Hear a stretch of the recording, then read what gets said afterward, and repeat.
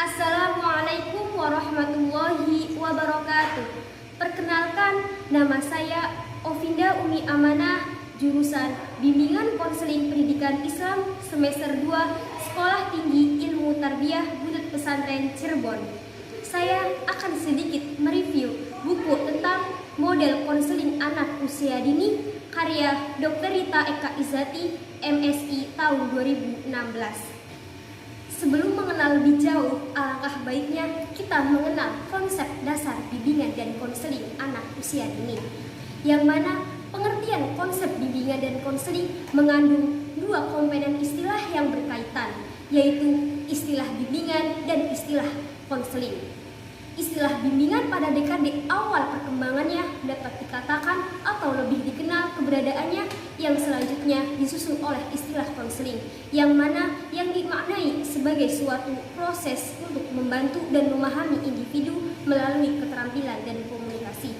Bimbingan dan konseling merupakan sebuah profesi menolong yang dilakukan oleh konselor kepada konseling individu yang memiliki masalah dengan memahami konsep teori psikologi, sosiologi, dan perkembangan individu. Pembahasan tentang bimbingan tidak dapat lepas dari konseling. Demikian pula sebaliknya, pembahasan mengenai konseling tidak dapat dilepaskan dari pembahasan tentang bimbingan. Bimbingan dan konseling dapat diibaratkan seperti dua bidang dalam satu koin yang sama. Tujuan keduanya ialah memberikan bantuan bagi individu untuk melihat berbagai alternatif pilihan dan membantu dalam pengambilan keputusan yang bijaksana. Bimbingan adalah proses untuk menempatkan pilihan yang dibuat. Bimbingan merupakan penerapan dari kegiatan program sekolah dan sebuah layanan yang bertujuan untuk membantu siswa dalam merencanakan dan menyesuaikan diri dalam mencapai keberhasilan kehidupannya yang efektif. Bimbingan dapat didefinisikan sebagai proses perkembangan yang alamiah dalam membantu individu untuk memahami, menerima, dan menggunakan kemampuan, bakat, dan minat, serta pola-pola sikap dalam hubungannya dengan aspirasinya.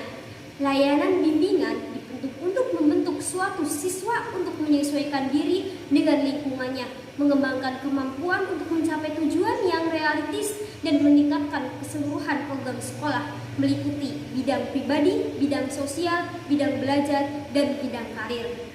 Layanan konseling membantu siswa untuk mengoptimalkan semua potensi yang ada sebelum membuat keputusan, menempatkan pilihan yang dibuat yang membutuhkan perubahan atau penguatan dari beberapa pilihan.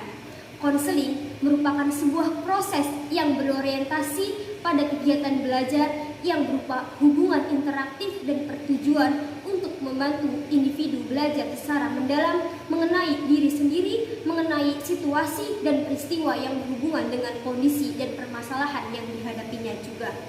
Dan untuk memahami belajar dirinya sebagai anggota masyarakat yang efektif. Selanjutnya, mari kita mengenal apa itu perkembangan anak usia dini. Perkembangan anak usia dini merupakan sebuah proses pertumbuhan dan perkembangan yang bersifat dinamis dan berkelanjutan.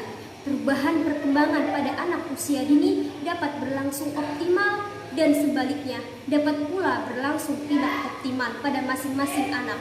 Hal ini disebabkan adanya prinsip perbedaan individu yang menunjukkan bahwa setiap anak memiliki kekhasan atau keunikan tersendiri.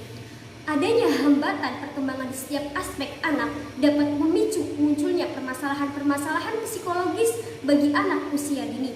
Ragam permasalahan anak yang terlihat pada anak usia dini kompleks, diantaranya agresivitas, kecemasan, temper tantrum, sulit konsentrasi, gagap atau kesulitan berkomunikasi, menarik diri dan berbohong, menangis berlebihan, bergantung, pemalu, dan takut yang berlebihan.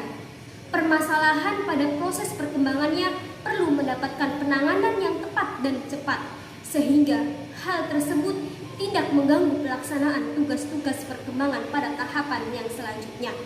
Salah satu upaya pemberian layanan bantuan bagi anak usia dini dilakukannya layanan konseling.